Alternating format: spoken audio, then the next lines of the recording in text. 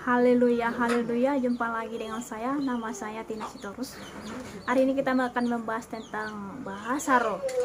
Karena saya menonton channelnya Pak Mengabul Sagala tentang bahasa roh, sehingga saya mengkritisi, maaf Pak, saya mengkritisi Bapak soal bahasa roh. Kalau Bapak berteriak di channel Bapak atau di kamar sendiri tentang bahasa roh, sesama aliran, itu bertolak belakang. Kenapa saya bilang bertolak belakang? Kalau Bapak pingin tahu apa itu bahasa roh, Bapak harus bisa sharing atau share ya kepada hamba Tuhan yang berpengalaman tentang bahasa roh, supaya tidak kontradiksi ya. Jadi hari ini saya akan membahas tentang bahasa roh. Saya masih S1 Pak. Bapak sudah gelar doktor, pasti Bapak sudah mempelajari banyak banget tentang etika. Saya aja S1 sudah mempelajari 2 MK etika Kristen Bapak Ibu. Etika 1, etika 2, dan juga teologi agama itu harus dipelajari Bapak Ibu. Jadi kalau krismatik sudah terdaftar ke dikti Bapak Ibu. Kalau saksi Jehovah bisa Bapak komplain ya, karena itu belum masuk ke dikti. Tapi kalau krismatiknya sudah masuk ke dikti. Jadi kita sudah kuliah, kita harus menghargai. Tapi tidak apa-apa Pak. Ya, kalau Bapak mau komplain, terserah Bapak ya. Namanya kan kita ini berbeda aliran. Sekalipun berbeda aliran seperti Pancasila, sekalipun berbeda-beda tapi satu, ya kan? Tapi thank you, terima kasih karena Bapak sudah mengkritisi tentang bahasa roh, dan Bapak tertawa dan mengatakan sesat itu bahasa roh. Ya. Jadi hari ini saya akan membahasnya, apa itu bahasa roh. Bahasa roh ini ada 2 Bapak Ibu ya. Bahasa roh yang pertama ini adalah bahasa membangun diri Bapak Ibu, membangun diri kita, membangun diri sendiri kepada Tuhan Yesus. Bahasa itu tidak dimengerti semua orang Bapak Ibu. Tidak ada satupun orang yang mengerti bahasa Sikira Baraba itu.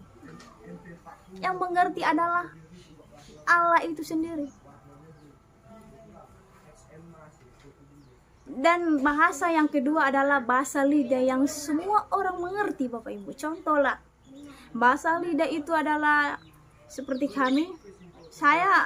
Kenapa hari ini saya memberitakan firman, mengkritisi hari ini Bapak Ibu? Karena hari ini adalah kenaikan Yesus Kristus. Dan Yesus sebelum dia naik, Yesus berjanji akan menurunkan Roh Kudus kepada saudara. Dan kepada saya, kepada kita semua, Tuhan akan memberikan Roh Kudusnya kepada kita supaya mengerti firman Tuhan. Jadi bahasa lidah yang kedua itu adalah yang dimengerti. Maksudnya ini adalah bahasa manusia Bapak Ibu, bahasa dunia. Contohlah pengalaman saya, waktu kami 210 malam ini Bapak Ibu dilakukan pas hari ini kenaikan Yesus Kristus. Jadi 10 malam kami berdoa Bapak Ibu ya, untuk menantikan Roh Kudus yang dijanjikan Tuhan itu. Jadi hari ke-8 itu Bapak Ibu, kami hari ke-8 itu ada seorang ibu yang tidak mengerti bahasa Inggris. Tiba-tiba dia berbahasa Inggris Bapak Ibu. Itu namanya bahasa lidah, yang bahasa roh yang dapat dimengerti, yang bisa dia artikan orang. Jadi yang pertama itu adalah bahasa Sikira Baraba. Itu kegunaannya itu Bapak Ibu untuk membangun diri sendiri. Bahasa yang pertama itu Bapak Ibu, itu tidak bisa dipelajari. Kalau ada pendeta yang mengajarkan itu kepada siapa saja, saya hari ini katakan itu sesat. Karena bahasa roh yang pertama adalah tidak bisa pelajari. Dia datang sendiri Bapak Ibu. Saudara jangan kalah dengan setan.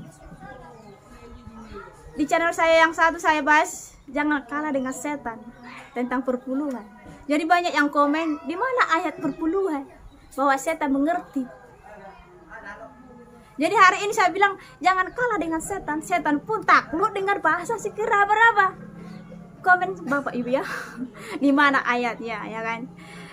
Saudaraku yang kasih dalam Tuhan Yesus Kristus. Saudara jangan terlalu sempit pemahaman saudara tentang Alkitab.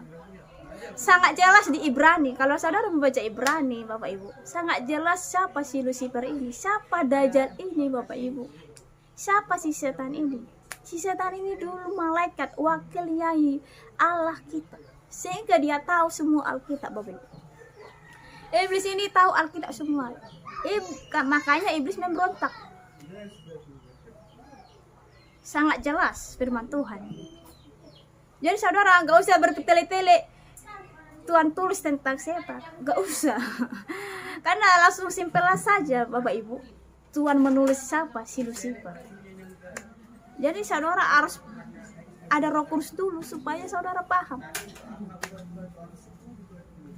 Jadi si iblis ini Bapak Ibu, kerjanya si iblis ini menciplak semuanya apa yang ada sama Tuhan. Contohlah, Tuhan mempunyai kerajaan, iblis pun mempunyai kerajaan. Tuhan memiliki bahasa Bapak Ibu. Jangan saudara pikir bahasa Inggris itu sampai kata-kata Allah. Atau bahasa Ibrani, Yunani ya. Karena bangsa Israel ada bangsa pilihan sehingga saudara berpikir bahwa bahasa Israel itu masuk kata-kata Allah. No. Waktu roh saya dibawa Tuhan ke surga Bapak Ibu, gak ada satupun bahasa di dunia ini yang dipakai Tuhan. Mereka ada bahasa sendiri, yaitu bahasa roh. Dan iblis pun menciplaknya Bapak Ibu. Iblis menciplaknya, iblis pun ada bahasanya Bapak Ibu. Bukan bahasa dunia ini dipakai iblis. Kalau saudara mau searching, coba searching di YouTube, bahasa apa yang dipakai si setan Bapak Ibu. Iblis, si Dajjal, si Lucifer, ada bahasanya Bapak Ibu, bahasa roh. Yang tidak bahasa dunia ini dipakai si Lucifer. Jadi saya mengajak saudara untuk berpengalaman dulu dengan setan, berpengalaman dulu setan dengan berpengalaman dengan Tuhan, supaya saudara tidak menolak tentang bahasa roh ini Bapak Ibu ya. Tidak menolak. Jadi kalau saudara tidak berpengalaman, pasti saudara tolak ini semuanya. Jadi iblis ini ada bahasanya sendiri Bapak Ibu, bahasa roh. Jadi pendoa syafaat di gereja sama pendeta pendamping, PDP, PDM, kerja mereka ini, kalau contohnya kalau ada KKR kan, ada pendeta yang bisa mendiambuskannya, bisa berbahasa orang. Jadi kerjanya pendoa syafaat dan PDP, PDM, kalau betul-betul memang mereka ini dipakai Tuhan, pasti mereka bisa membedakan itu bahasa roh dari mana asalnya ya. Karena iblis pun bisa masuk Bapak Ibu ke gereja. Saudara jangan pikir iblis itu tidak masuk ke gereja ya. Jadi bisa masuk iblis, makanya itu ini harus ada pendoanya Bapak Ibu. Jadi saya akan bagi kesaksian saya supaya saudara tahu bahwa bahasa roh yang sekira beraba itu, yang kalian hina-hina itu Bapak Ibu, itu nyata, bukan dibuat-buat Bapak Ibu ya. Jadi saya mengundang Pak Menghapus Segala untuk mengalami Tuhan. Dan orang yang menonton channel saya ini pun saya mengundang saudara supaya mengalami Tuhan, supaya saudara tidak menolak apa itu bahasa roh. Jadi bahasa roh ini Bapak Ibu, saya akan bahas apa itu sebenarnya. Apa itu nyata atau memang dibuat oleh pendeta lain. Jadi Bapak Ibu, saya dulu itu HKBP Bapak Ibu. Saya tidak berbohong, saya dulu itu HKBP, aliran HKBP. Aliran gereja tua Bapak Ibu. Sebenarnya saya tidak mau mengkritisi ini karena saya dulu dari gereja tua.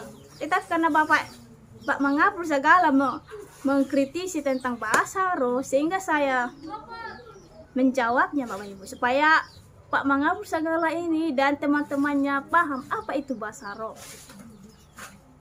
Karena di gereja tua tidak ada diajarkan itu bahasa roh. Jadi hari ini saya akan bahas. Saya dulu 5 tahun Bapak Ibu, 5 tahun itu sudah masuk GBI. Sampai saya itu sekolah 3 bulan untuk pendalaman Alkitab supaya paham apa itu bahasa roh. Yang mengajari saya itu S1 Bapak Ibu. Tetapi jawabannya tidak memuaskan hati saya. Sampai saya kuliah Bapak Ibu, tidak memuaskan jawabannya Bapak Ibu. Jadi waktu saya di GBI, 5 tahun saya di GBI, kalau pendeta atau WL mengajak mari kita berbahasa roh, saya tidak berbahasa roh. Karena saya tidak paham apa itu bahasa roh. Lebih baik saya menyembah Tuhan. Oh, terima kasih Engkau Tuhan. Engkau baik bagiku. Haleluya. Lebih baik saya berbahasa, lebih baik saya menyembah. Jadi saya tidak pernah berbuat supaya dilihat orang saya itu bisa berbahasa roh. Saya tidak seperti itu Bapak Ibu. Karena yang saya sembah itu Allah yang hidup, bukan Allah yang mati. Jadi waktu saya pulang cuti dari Malaysia ke Indonesia Bapak Ibu, mau ke Medan, berlibur masuknya Bapak Ibu ya, berlibur 2 minggu Bapak Ibu. Waktu saya berlibur ke Indonesia Bapak Ibu, saya itu pulang dari Malaysia itu malam Bapak Ibu, malam. Dan last penerbangan itu jam 12, last penerbangan itu jam 10:30 Bapak Ibu, dari Malaysia ke Medan Bapak Ibu ya. Dan bedanya 1 jam. Di Malaysia itu contohnya lah jam 10, di Indonesia jam 9 Bapak Ibu. Jadi lebih cepat Malaysia. Jadi waktu saya balik cuti, singkat saja saya bahas Bapak Ibu, karena di channel saya yang satu pun saya sudah bahas pengalaman saya ini. Jadi singkat saja, waktu saya balik cuti, jadi saya menunggu dong Pak, menunggu di tempat penungguan belum lepas landas ya. Jadi karena saya pulang dari kerja, saya kerja itu 24 jam Bapak Ibu, jam 7 masuk, jam 7 pagi, pulang jam 7 malam. Jadi karena pulang dari kerja langsung pulang cuti, rasanya capek ya. Jadi saya langsung tidur saja Bapak Ibu ya. Jadi sampai di tempat penungguan itu saya tidur Bapak Ibu. Tiba-tiba Tuhan berbicara. Sebenarnya Roh Kudus yang berbicara. Tapi karena nggak semua orang tahu siapa Roh Kudus, saya bilang saja Tuhan ya. Karena semua orang tahu siapa itu Tuhan ya. Jadi Tuhan berbicara kepada saya, Tin, pesawatmu ini sedang bermasalah. Maksudmu Tuhan apa? Bermasalah seperti apa Bang? Jadi Tuhan mengatakan bahwa pesawatmu ini ada merencanakan supaya masuk ke dunia lain. Pesawatmu ini masuk ke dunia lain atau menjadi tumbal Bapak Ibu. Tapi saya tidak percaya akan hal itu Bapak Ibu. Karena saya tidak percaya, nggak mungkin hal itu terjadi. Tetapi karena saya tidak percaya, Tuhan kasih saya lautan kaca Bapak Ibu. Lautan kaca itu bisa melihat Bapak Ibu semuanya Bapak Ibu ya. Lautan kaca ini sudah ada di Perjanjian Baru waktu Yesus dicobai iblis Bapak Ibu. Jadi iblis itu makasih lautan kaca, semua bisa melihat Bapak Ibu ya. Semua kita bisa lihat. Jadi Tuhan kasih saya lautan kaca, saya bisa melihat Bapak Ibu. Jadi ciri-ciri setan itu Bapak Ibu, ciri-ciri setan ini mau muncul akan ada asap hitam. Maksudnya awan hitam Bapak Ibu. Setelah asap hitam muncul. Jadi anggota-anggota setan, jadi sudah ada Bapak Ibu anggota setan ya. Jadi anggota setan ini ada 10 orang mereka Bapak Ibu. Bosnya itu adalah orang bule Bapak Ibu. Orang bule bosnya. Jadi anggota-anggotanya itu orang Indonesia Bapak Ibu. Ada perempuan, ada lelaki Bapak Ibu ya. Tapi karena samar-samar saya tidak jelas melihat muka mereka Bapak Ibu. Tetapi kalau masih anggota Bapak Ibu, dia tidak tahu siapa yang dipakai Tuhan. Tetapi kalau dia sudah bosnya setan dipakai, dia tahu siapa yang dipakai Tuhan. Saya melihat Bapak Ibu, saya melihat orang-orang ini Bapak Ibu. Jadi saya ngomong sama Tuhan, Tuhan, jadi gimana ini pesawat kami ini? Apa saya tidak jadi pergi pulang atau gimana? Tetapi apa kata Tuhan? Tenanglah, aku bersamamu. Jadi pas aku bangun Bapak Ibu, saya melihat bosnya ya, anggota-anggota setan ini ya Bapak Ibu. Anggota-anggota setan ini manusia ya. Untuk bekerja ya Bapak Ibu ya. Jadi ada di depan saya Bapak Ibu. Dia menatap saya tajam Bapak Ibu ya. Saya langsung berdoa dalam nama Yesus Kristus, tolak roh jahat. Jadi karena waktu bersemedi Bapak Ibu untuk mengirim santet ada waktunya jam 12 malam Bapak Ibu. Jadi puji Tuhan, saya ini pengikut Kristus. Kalau bersemedi itu Bapak Ibu artinya berdoa. Jadi kapan saja kita berdoa kepada Tuhan, bebas, unlimited time to Jesus. Tidak terbatas Bapak Ibu, kapanpun saudara berdoa kepada Yesus, ada waktunya. Tetapi untuk setan tidak sembarangan, ada waktunya Bapak Ibu bersemedi, yaitu jam 12 malam Bapak Ibu.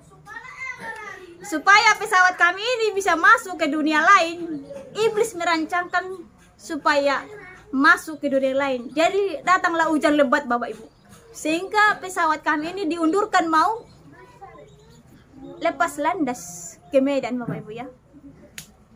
Jadi jam 12 malam itu berhentilah hujan Bapak Ibu. Karena anggota-anggotanya semua orang Indonesia dan mereka ada sebagian di Indonesia Bapak Ibu. Jadi penglihatan saya itu ada sebagian lagi anggota mereka di Indonesia. Jadi orang itu pun bersemedi di Indonesia dan di pesawat juga Bapak Ibu ya. Jadi karena untuk mendapatkan jam 12, karena perbedaan 1 jam tadi, jadi jam 12 itu berhenti semua hujan, kami langsung naik ke pesawat Bapak Ibu. Jadi 30 menit itu kita di dalam pesawat Bapak Ibu untuk menghitung berapa orang yang masuk ya. Jadi sampai di pesawat itu Bapak Ibu, semuanya saya pikir semuanya sudah aman, nggak akan mungkin terjadi lagi kan. Jadi saya langsung tidur saja Bapak Ibu. Jadi karena pesawat kami ini tidak penuh, saya duduk di nomor 30 Bapak Ibu.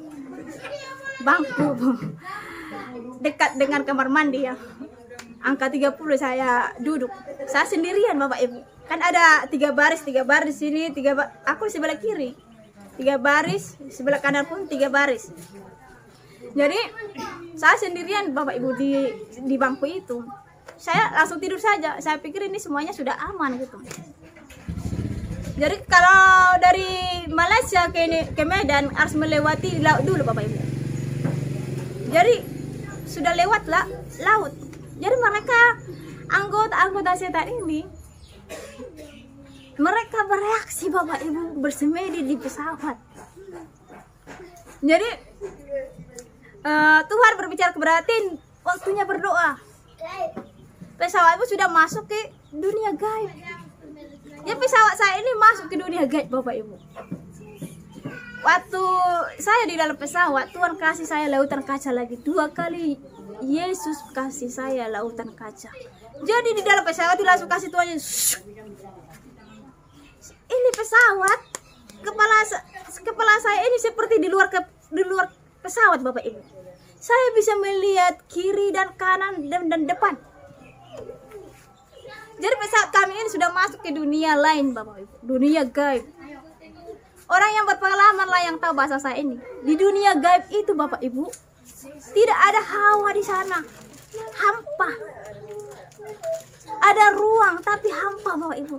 Kalau saudara sudah pernah pergi ke Singapura, keluar dari Singapura itu kan ada jalan bawah tol tanah Bapak Ibu ya. Jadi ada memasuki apa namanya? Inilah masuknya jalan tol bawah tanah ini. Ini kan mobil masuk ke ruangan ini seperti ini. Bapak Ibu. Jadi dia memiliki ruang, tapi hampa di sana, nggak ada hawa Bapak Ibu. Kehidupan pun tidak ada di sana. Tumbuh-tumbuhan pun tidak ada di sana Bapak Ibu. Hampa, kosong. Jadi Bapak Ibu, waktu pesawat kami masuk ke dunia gaib, dunia lain, saya itu tidak berbahasa Indonesia atau bahasa Inggris atau bahasa Ibrani, tidak, tetapi bahasa roh sikira baraba itu Bapak Ibu. 10 menit pesawat kami Bapak Ibu di dalam dunia gaib, 10 menit lah saya berbahasa roh Bapak Ibu. Datang sendiri Bapak Ibu bahasa roh itu, dan iblis takluk. Makanya tadi saya bilang iblis tahu bahasa roh, bahasa Tuhan itu iblis tahu, takluk Bapak Ibu.